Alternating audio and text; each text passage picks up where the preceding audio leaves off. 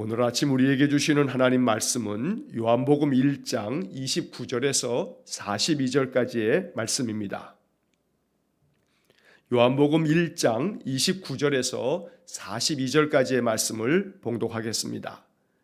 이튿날 요한이 예수께서 자기에게 나아오심을 보고 이르되 보라, 세상죄를 지고 가는 하나님의 어린 양이로다. 내가 전에 말하기를 내 뒤에 오는 사람이 있는데 나보다 앞선 것은 그가 나보다 먼저 계심이라 한 것이 이 사람을 가리킴이라. 나도 그를 알지 못하였으나 내가 와서 물로 세례를 베푸는 것은 그를 이스라엘에 나타내려 함이라 하니라. 요한이 또 증언하여 이르되 내가 봄에 성령이 비둘기같이 하늘로부터 내려와서 그의 위에 머물렀더라.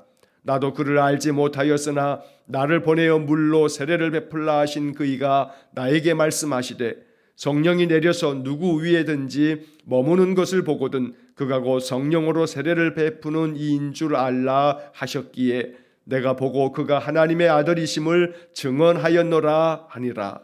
또 이튿날 요한이 자기 제자 중 두 사람과 함께 섰다가 예수께서 거니심을 보고 말하되 보라, 하나님의 어린 양이로다.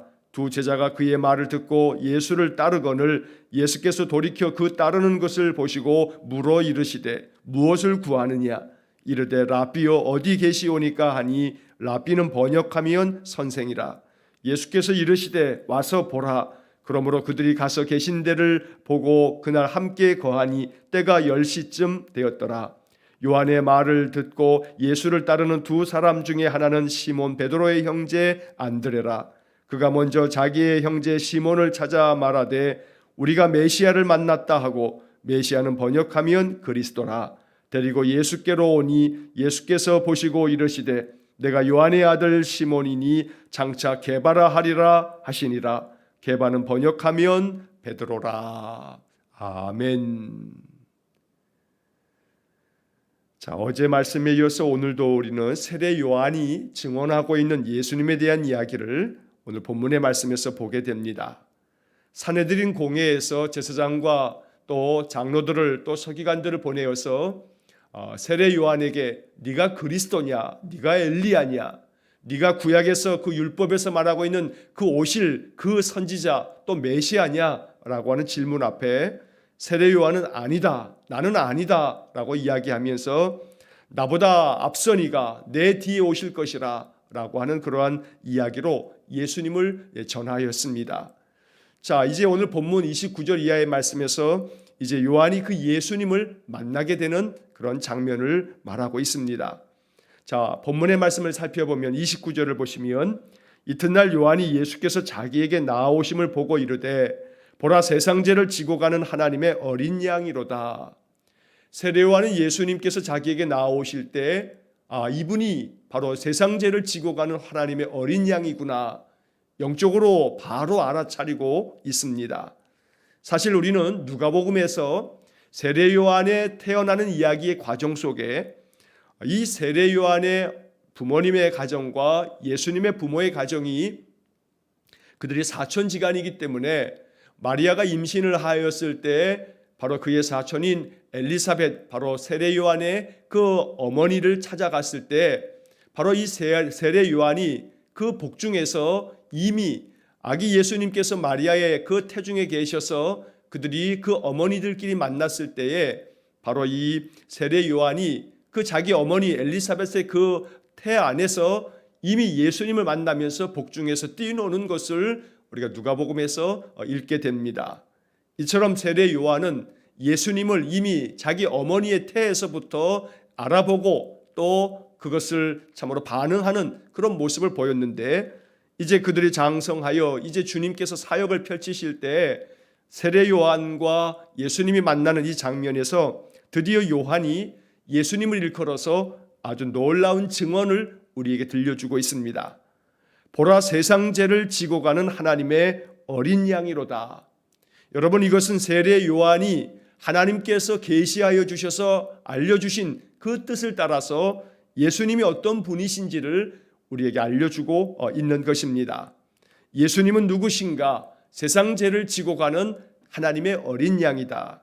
어린 양 그러면 유대인들은 제일 먼저 바로 출애굽 당시에 그들 조상들이 하나님께로부터 구원함의 은혜를 얻었던 바로 유월절의 어린 양을 생각합니다. 유월절의 어린 양이 희생당함으로 말미암아 그들이 출애굽 구원의 은혜를 얻었다는 것, 그리고 그들이 시내산 밑에 시내 광야에서 율법의 말씀을 받을 때에 여러 가지 많은 레위기에 나오는 제사법을 통해서 하나님께 예배하는 방법을 배우게 되는데, 그때 예배 때 하나님께 드려지는 제물이 바로 어린 양, 또 혹은 소나 또 염소나 또 혹은 집비둘기나 산비둘기나 여러 제물이 있습니다만, 그 중에 또 하나가 바로 어린 양을 하나님께 드리는 그런 제사를 그들이 배웠던 것입니다. 그래서 이 어린 양이라고 하는 것은 우리의 모든 죄를 대신 짊어지고 죽임을 당하는 희생양으로 그들이 알고 있었기 때문에 바로 세례 요한이 예수님을 일컬어서 세상 죄를 지고 가는 하나님의 어린 양이다. 바로 이것은 이제 곧 예수님께서 어떤 사역을 펼치실 분이신지를 알려주고 있는 것입니다. 예수님은 이 땅에 모든 세상의 죄를 대신 짊어지시기 위해서 이 땅에 오신 하나님의 어린 양이라고 말씀하는 겁니다. 자, 여기에 세상 죄를 지고 가는 이라고 하는 말이 나오는데, 우리가 가지고 있는 묵상집 매일 성경에도 그 하단에 작은 글씨로 써 있긴 합니다만, 이 지고 간다라고 하는 것은 헬라 말로는 아이로라고 하는 그러한 단어가 사용되어 있습니다. 그런데 이 아이로라고 하는 이 헬라 단어는 사전에 보면 들어올린다라고 하는 뜻이 있습니다. 세상 죄를 들어올린다 혹은 짊어진다라고 하는 그런 뜻도 있고, 또 중요한 뜻이 하나가 있는데 그게 뭐냐면 제거한다, 없앤다, 이런 뜻이 있습니다. 세상의 모든 죄를 다 들어올려서 하나님께 다 내어드리는 그러한 모습을 이야기하는 거고, 세상의 모든 죄를 다 제거하시는, 없애시는 바로 하나님의 어린 양이다 라고 하는 그런 의미를 담고 있는 겁니다. 바로 예수님께서 이 세상의 죄의 문제를 해결하도록 이 땅에 오셨고, 그래서 우리의 모든 죄를 다 제거해 주시고 대신 짊어지시고 가시는 하나님의 어린 양이라고 우리에게 말씀해 줍니다. 성경을 통해서 바로 예수 그리스도가 누구신지, 하나님은 어떤 분인지를 알아가는 것, 이것이 바로 성경 묵상의 아주 중요한 목적 중에 하나가 되는 것입니다. 여러분 매일 성경 묵상집을 보게 되면 본문 옆에 조그만 글씨로 오른쪽에 이러한 글이 써 있을 겁니다. 하나님은 어떤 분입니까? 그 다음에 그 밑에 나 또 우리에게 주시는 교훈은, 이러한 글이 아주 작게 써 있을 겁니다. 자, 이 두 가지의 질문이 매일 성경 본문 바로 옆에 항상 써 있습니다. 하나님은 어떤 분입니까? 나에게 주시는 교훈은, 여러분 이 두 가지의 질문이 성경 묵상하는 방법 중에 아주 대표적인 방법입니다. 성경은 항상 하나님이 누구신지를 알려주고 있습니다. 그래서 하나님은 어떤 분이신가, 예수님은 어떤 분이신가, 이것을 묵상해 가는 것이 성경 읽기에 아주 중요한 묵상법이 된다는 겁니다. 예수님께서 세상 죄를 짊어지시고 가는 하나님의 어린 양이다. 여러분 이 요한의 증언을 우리가 읽으면서 나의 죄뿐 아니라 세상의 모든 죄를 짊어지고 가시는 주님을 항상 바라보며 주님 앞에 내 모든 죄를 다 주님께 맡겨드리고 십자가 아래 다 내려놓고 내 모든 허물과 죄를 다 대신 짊어지시는 우리 주님을 찬송합니다. 이렇게 속죄의 찬양을 드리는 것, 이것이 아름다운 예배가 될 것입니다. 자, 이어지는 30절, 내가 전에 말하기를 내 뒤에 오는 사람이 있는데 나보다 앞선 것은 그가 나보다 먼저 계심이라 한 것이 이 사람을 가리킴이라. 어제 보았던 본문의 말씀에서 요한이 이야기한 내용입니다. 내 뒤에 오는 사람이 있는데 이분은 나보다 앞선 분이시다, 나보다 먼저 계신 분이시다, 그리스도의 선제설이다 라고 하는 말씀도 어제 드렸습니다. 그런데 바로 그 사람이 지금 여기 내 앞에 나오시는 이분이다 라고 지금 요한이 이야기를 합니다. 31절에 나도 그를 알지 못하였으나 내가 와서 물로 세례를 베푸는 것은 그를 이스라엘에 나타내려 함이라 하니라. 자, 나도 그를 알지 못하였으나, 요 말이 33절에 보면 또 한 번 나옵니다. 나도 그를 알지 못하였으나, 내가 메시아 그리스도를 알지 못했지만 그러나 내가 와서 물로 세례를 베푸는 것은 바로 그 메시아 그리스도를 이스라엘 가운데 나타내려 함이라 말하고 있습니다. 나는 오직 예수 그리스도께서 이 땅에 메시아로 오셨음을 온 세상에 나타내기 위해서 내가 왔다. 바로 이것이 세례 요한의 인생의 목적임을 말해주고 있는 것입니다. 오직 나는 쇠하여야 하겠고 그는 흥하여야 하겠다. 우리가 곧 보게 되겠습니다만 이러한 세례 요한의 그런 마음의 자세는 언제나 자기 자신을 낮추고 그리스도를 높이려고 하는 요한의 아름다운 믿음을 볼 수 있는 것입니다. 나도 그를 알지 못했지만 내가 와서 물로 세례를 베푸는 까닭은 바로 예수 그리스도 그분을 이스라엘에 나타내기 위해서다. 우리의 삶이 바로 이 요한의 고백처럼 나로 말미암아 예수님이 드러나고 나로 말미암아 예수님이 나타나고 나의 선한 말과 행실로 말미암아 내가 믿는 예수님이 세상 사람들로부터 오히려 정말로 예수 믿는 사람 다르다. 그래서 주님께 영광이 되는 그러한 은혜가 있어야겠습니다. 여러분 지난 연말에도 우리가 TV에서 보신 분들 아마 보셨을 텐데 연말이 되게 되면 여러 가지 방송사에서 이렇게 시상식을 합니다. 그런데 그 시상식을 할 때마다 거기 나오는 그 시상식에 참여하는 시상을 받는 그런 상을 받는 사람들 중에는 이 모든 영광을 하나님께 올려드린다 하는 그런 고백을 하는 사람들을 우리가 자주 보게 됩니다. 나를 통해서 하나님이 영광을 받으시도록 오늘 이 세례 요한처럼 그를 이스라엘에 나타내려 함이라. 나로 말미암아 그리스도 메시아가 드러나고 나타나도록 하는 삶, 바로 이것이 아름다운 믿음의 삶이 되는 것입니다. 나의 아름다운 신앙의 삶이 내 생활 속에서 아름다운 덕으로, 아름다운 실천과 아름다운 말로, 아름다운 성실하고 진실한 행실로 말미암아 내 주변 사람들이 저 사람 예수 믿는 사람이라 다르구나 라고 이렇게 인정되어진다면 이게 바로 하나님이 영광을 받으시는 것이 된다는 것입니다.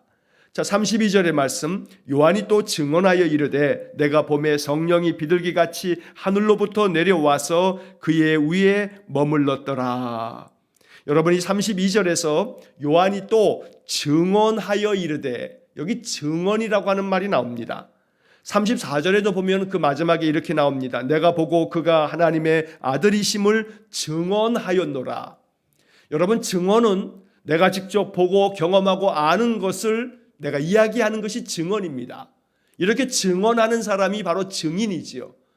그래서 오늘 우리들은 이 세례 요한의 이 증언을 보면서 나에게 하나님 말씀하시는구나. 증언하는 인생을 살아라.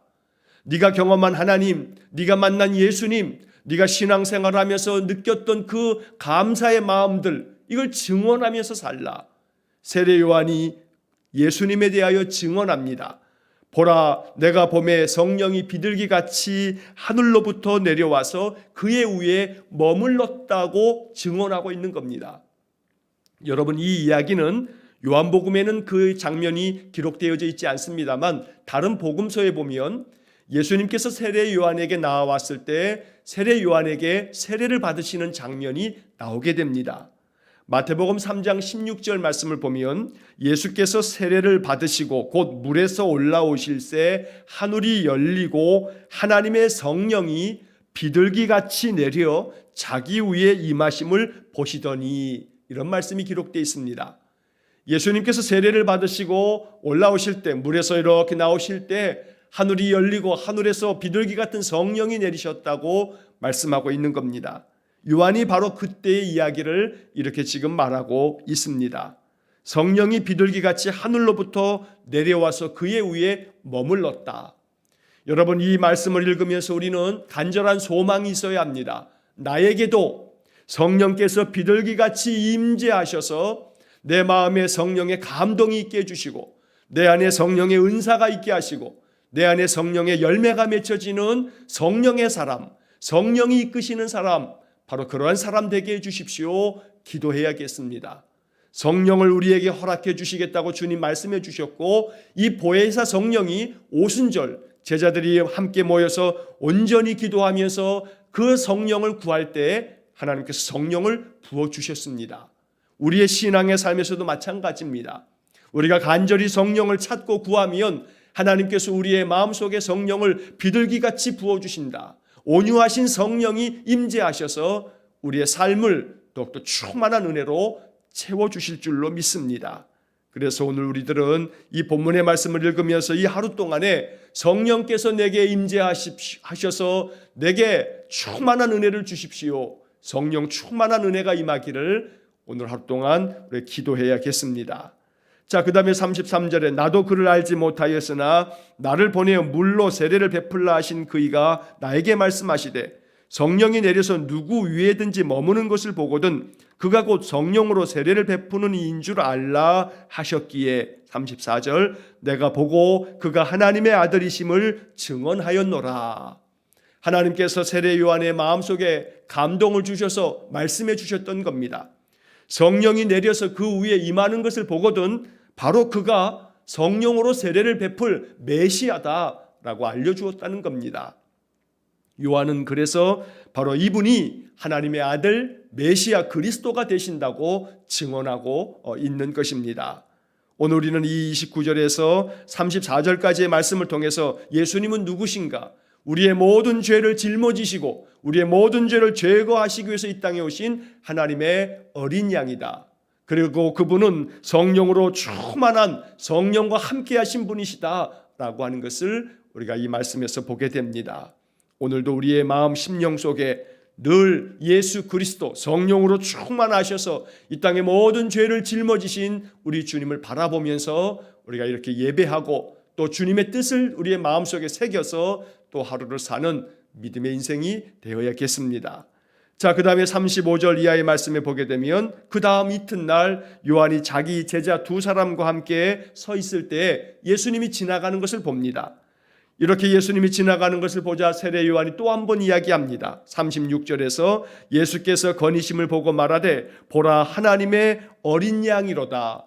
이렇게 요한은 계속해서 예수님이 하나님의 어린 양이라고 바로 이분이 하나님께서 말씀하신 성령으로 세례를 베푸실 분이라고 계속해서 증언하고 있는 것입니다. 이러한 요한의 증언을 듣고서 세례 요한의 두 명의 제자가 예수님을 따르게 됩니다. 37절을 보시면 두 제자가 그의 말을 듣고 예수를 따르거늘 38절 예수께서 돌이켜 그 따르는 것을 보시고 물어 이르시되 무엇을 구하느냐 이르되 랍비여 어디 계시오니까 하니. 여러분 제자가 스승이 자기의 제자들을 다른 스승에게 이렇게 보내는 거 이거 참 있기 어려운 일입니다. 이 고대 2000년 전에 이 유대 사회에서 랍비들은 굉장히 권위를 가지고 있습니다. 그리고 그 권위는 그들의 제자의 수로 그 권위가 더 높이 인정이 됩니다. 제자가 많은 선생은 그 제자가 많은 수로 인해서 정말 더 많이 존경을 받기 마련인 것입니다. 그런데 그 랍비 바로 이 유대인의 스승이요 선생인 그가 바로 이 세례 요한이 자기의 두 제자에게 저분이 바로 하나님의 어린 양이라 자꾸 증언을 하니까 이 두 제자가 예수님을 따르게 되는 것입니다. 이거에 대해서 요한은 전혀 마다하지 않습니다. 바로 내게 오는 것이 아니라 저분께로 가야 된다고 나는 쇠하여야 될 것이지만 저분은 흥하여야 될 것이라고 세례 요한은 계속해서 증언하고 있었던 겁니다. 그래서 세례 요한의 두 제자가 예수님을 따라갑니다. 예수님께서 그들이 따라가는 것을 보면서 묻습니다. 무엇을 구하느냐? 여러분이 38절에 이 예수님의 질문을 오늘 아침 마음속에 잠잠히 묵상하며 생각해야 합니다. 무엇을 구하느냐? 무엇을 구하느냐라고 물을 때 이 세례 요한의 두 제자가 대답을 합니다. 랍비여 어디 계시오니까?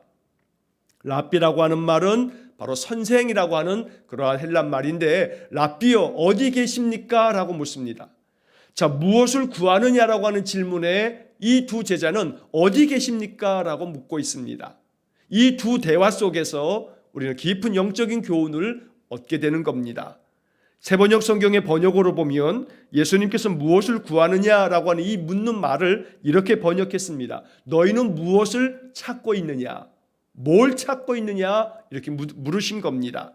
또 쉬운 성경의 번역으로 보면 이렇게 번역되어 있습니다. 원하는 것이 무엇이냐? 원하는 게 무엇이냐? 너희들이 원하는 것이 무엇이기에, 무엇을 찾고 있기에 나를 따르고 있는 거냐? 라고 이렇게 예수님 질문합니다. 이에 대해서 두 제자는 어디 계십니까? 하고 묻습니다. 여러분, 왜 이렇게 대답하고 있는가? 어디에 계십니까? 바로 계신 곳이 어디인지 우리에게 알려주십시오. 우리가 선생님을 따르기 원합니다. 라고 이렇게 말하고 있는 것입니다. 이들의 대답에 대해서 예수님께서 39절에 보면 와서 보라 라고 말씀합니다.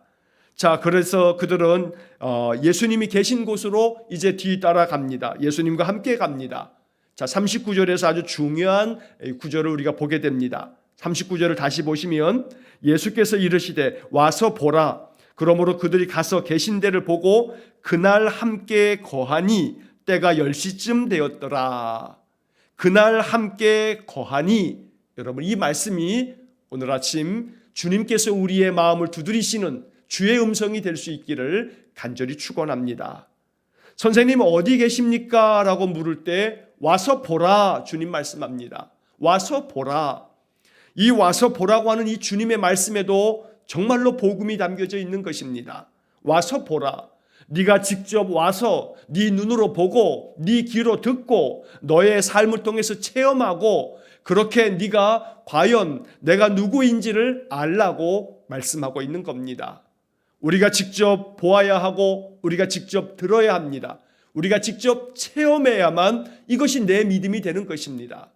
그러므로 오늘 주님의 말씀 앞에 응답해야겠습니다. 와서 보라 말씀하시니 언제나 주님을 뒤따르고 주님께서 우리에게 하시는 말씀을 더 귀로 듣고 주님을 내 삶 속에서 체험하기 위해서 간증이 넘치는 삶, 증언하는 삶을 살기 위해서 우리가 먼저 경험해야겠다는 겁니다. 자, 그래서 이 세례 요한의 두 제자는 그날 함께 거하니 라고 말씀합니다. 예수님과 함께 그날 거하였습니다. 함께 머물러서 주님과 함께 있으면서 주님의 말씀을 듣고 주님께서 행하시는 것들을 보았던 것입니다. 자, 39절의 마지막에 우리가 참고적으로 알아야 할 것은 때가 10시쯤 되었더라 했는데 이 10시라고 하는 것은 지금 우리가 말하고 있는 이 10시를 말하는 게 아니고 이것은 유대인의 그 시간 단위를 이야기하고 있는 건데 우리로 이야기하면 오후 4시가 되는 겁니다. 자, 오후 4시. 그래서 다른 성경 번역에 보게 되면 다 오후 4시 이렇게 번역이 되어 있는 것을 우리가 보게 됩니다. 하루 종일 바로 이 세례 요한의 두 제자가 예수님과 함께 머물러 있으면서 주님께 말씀을 듣고 있었던 것입니다. 오늘 이 말씀처럼 늘 주님과 함께 거하는 삶, 주님이 나와 함께 거하시고 나도 주님과 함께 거하는 삶, 이것이 우리의 신앙의 아름다운 목적이고 또 이것이 인생의 목적이기도 합니다. 주님과 함께 동고동락하며 주님이 내 안에 임재하여 계셔서 주의 말씀이 내 안에 늘 머물러 있어서 주님과 함께 사는 삶, 이것이 바로 우리가 이 땅에서 은혜를 누리는 삶이요 우리 삶의 평강이 가득한 삶이 될 것입니다. 오늘 이 본문 39절의 말씀을 읽으면서 그날 함께 거하였다는 이 말씀이 우리에게 영적 도전이 되어서 항상 주님과 함께 거하는 그런 복된 삶이 되시기를 간절히 축원합니다. 자, 40절의 말씀에 요한의 말을 듣고 예수를 따르는 두 사람 중에 하나는 시몬 베드로의 형제 안드레라. 또 한 사람의 이름은 누군지 알 수 없습니다만 이 세례 요한의 두 제자, 예수님을 따라갔던 이 두 제자 중에 한 사람이 안드레다라고 이렇게 성경에 이 이야기가 적혀져 있습니다. 자, 그런데 이제 그 다음 41절 그리고 42절의 말씀이 참 중요한 의미가 있습니다. 그가 먼저 자기의 형제 시몬을 찾아 말하되 우리가 메시아를 만났다 하고, 메시아는 번역하면 그리스도라. 자, 이 41절에서 이 안드레가 예수님을 이렇게 하루 종일 함께 거하면서 주님을 만나고 난 다음에 자, 41절에 안드레가 먼저 자기의 형제 시몬을 찾아가서 말을 합니다. 우리가 메시아를 만났다. 우리 유대 민족이 그토록 오랜 세월 동안에 기다렸던 그 메시아, 우리가 오늘 그 메시아를 만났다라고 자기 형제, 자기 형인 베드로를 찾아가서 먼저 그에게 말하더라는 겁니다. 여러분, 예수님을 만나고 난 다음에 안드레는 제일 먼저 자기 형제 베드로를 찾아가서 예수님 만난 이야기를 전하고 있다는 겁니다. 여기 먼저라고 하는 이 단어를 주목하면서 우리가 이 말씀을 마음속에 깊이 간직하고 기도할 때에 주님, 내가 주님을 만나서 주님께로부터 은혜를 얻고 먼저 찾아가야 할 사람이 누구입니까? 오늘 이 시간 여러분 마음속에 한번 생각해 보시기 바랍니다. 내가 먼저 찾아가서 말해 주어야 할 사람이 누가 있는가? 그가 먼저 자기의 형제 시몬을 찾아 말하되, 바로 안드레는 자기의 형제 베드로를 찾아가서 말하였던 겁니다. 우리가 메시아를 만났다. 내가 경험한 예수님, 내가 만난 예수님, 내가 말씀 주신 그 예수님의 말씀을 바로 이 안드레가 자기 형제 베드로에게, 시몬에게 가서 이야기를 하고 있는 것입니다.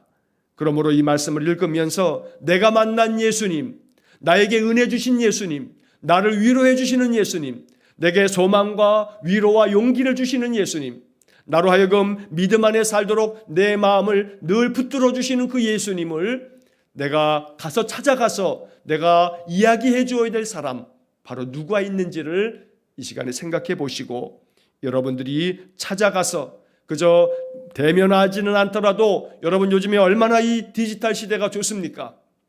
언제든지 전화로, 문자로, 카톡으로 늘 주님께서 내게 주신 은혜를 전할 줄 아는 그런 삶이 되어져야겠습니다. 자, 그리고 난 다음 42절에 보니까 찾아가서 이렇게 우리가 메시아를 만났다 하고 이야기하고 난 다음에 42절에 보면 데리고 예수께로 오니 예수께서 보시고 이르시되 내가 요한의 아들 시몬이니 장차 개발하겠다 말씀하는 이 내용이 나옵니다. 자, 데리고 예수께로 오니, 이 안드레는 자기의 형제 이 시몬 베드로를 예수님께 데리고 나옵니다. 가서 예수님께서 자기들에게 들려주셨던 말씀도 들려주면서 종국에 가서는 그들을 예수님께로 데리고 나오더라는 겁니다. 여러분, 안드레에게는 인도하는 은사가 있는 것 같습니다. 나중에 우리가 요한복음에서 보겠습니다만 요한복음 6장에 보게 되면 오병이어의 이야기가 나오는데, 이때도 예수님께 어린아이 오병이어를 가지고 있는 이 한 아이를 예수님께 데리고 나온 사람이 누구냐면 바로 안드레라고 이 요한복음은 기록해 놓고 있습니다. 언제나 이 안드레는 예수님께 누군가 사람을 데리고 나오는 역할을 참 잘하고 있는 것을 봅니다. 그래서 오늘 본문을 읽으면서 이 안드레의 모습이 우리에게 좋은 본보기가 될 수 있기를 축원합니다. 예수님의 이야기를 전할 줄도 알고 그들을 예수님께 데리고 나와서 예수님 만나게 만들어주는 역할을 안드레가 잘하고 있는 것입니다. 여러분, 지금도 우리 주변에는 예수님을 필요로 하는 사람들, 예수님 만나야 할 사람들이 있습니다. 그들로 하여금 예수님 만날 수 있도록 예수님께로 데리고 나오는 역할을 감당해야 되는 겁니다. 얼마나 좋습니까? 비대면으로도 예배 참석할 수 있으니 예배 참석하고 말씀을 언제라도 들을 수 있으니 유튜브 들어가서 이렇게 말씀을 들어보라고. 여러분, 이 유튜브의 영상 밑에 보시면 공유 버튼이 있습니다. 공유를 누르신 다음에 그 다음에 그것을 복사하기 한 다음에 그 다음에 카카오톡에 가셔서 여러분 거기다 딱 붙여넣기를 하게 돼서 보내고 나면 이 영상을, 설교 영상을 바로바로 또 볼 수가 있는 겁니다. 그러니 예수님 만나게 하는 것, 주님 말씀을 듣게 하는 것, 믿음은 들음에서 나오는 건데, 그래서 여러분들 오늘날 이렇게 디지털 시대에는, 이 온라인 시대는 여러분들이 말씀 전하는 것도 훨씬 더 쉽습니다. 그러므로 안드레 같은 역할을 감당하는 그런 한 해가 되기를 간절히 축원합니다. 이렇게 늘 주님 앞에서 내가 감당해야 할 사명이 뭔지, 내가 어찌하면 주님께로 늘 나아가서 주님께서 나에게 부탁하신 뜻을 내가 잘 순종할 수 있는지 늘 말씀 가운데서 항상 하나님의 뜻을, 나를 향하여 원하시는 하나님의 뜻을 찾는 그런 한 해가 될 수 있기를 간절히 축원합니다. 오늘 본문의 말씀을 다시 한번 읽어보시면서 이 말씀 속에서 성령께서 우리에게, 여러분 자신에게 주시는 주님의 음성을 마음으로 들을 수 있기를 주의 이름으로 간절히 축원합니다. 기도하겠습니다. 사랑이 많으신 아버지 하나님, 이 땅에 오셔서 세상죄를 짊어지신 주님을 우리가 바라봅니다. 오늘도 나의 허물과 죄를 주님 앞에 자복하며 주께서 우리의 모든 죄와 허물을 다 제거하여 주시고 없애주실 것을 바라고 믿기에 주님께 예배합니다. 오늘도 우리의 마음 중심의 예배를 연락하시고 이제 이 말씀 묵상하면서 세례 요한처럼 그리스도를 증언하는 인생을 살겠사오니 우리에게 성령의 충만함을 허락해 주시기를 간절히 원하며, 또한 날마다 주님과 함께 거하여 주님께서 주시는 말씀으로 심령을 채우며 내가 만난 예수님, 내가 경험한 예수님을 내 아는 이들에게 증거할 수 있는 안드레 같은 사명자가 되어지도록 인도하여 주옵소서. 그리하여 날마다 사람들로 하여금 예수님 만날 수 있도록, 예수님을 찾아 그들을 이끌어갈 수 있는 그러한 귀한 인도자의 사명도 우리에게 허락해 주옵소서. 오늘도 이 말씀이 우리로 하여금 주님의 음성이 되어 이 말씀 앞에 순종할 수 있는 우리 성도들 되게 해 주옵소서. 한날의 모든 삶을 주님께 의탁합니다. 오늘도 주님 우리의 삶 속에 은혜와 평강을 충만하게 내려 주옵소서. 예수님 이름으로 기도하옵나이다. 아멘. 우리 구주 예수 그리스도의 은혜와 하나님 아버지의 극진하신 사랑과 성령의 교통하심이 날마다 주의 말씀 경험한 것을 늘 증언하는 삶, 그래서 그 증언함을 통해 내 주변의 사람들을 주님께로 인도하는 사명 감당기 원하며, 또한 이것을 위해 늘 기도하는 우리 성도들 위해, 또한 저들 가정과 온 가족들 위해, 우리 성도들의 모든 인생의 산업 위에 이제로부터 영원토록 함께 하시길 축원하옵나이다. 아멘.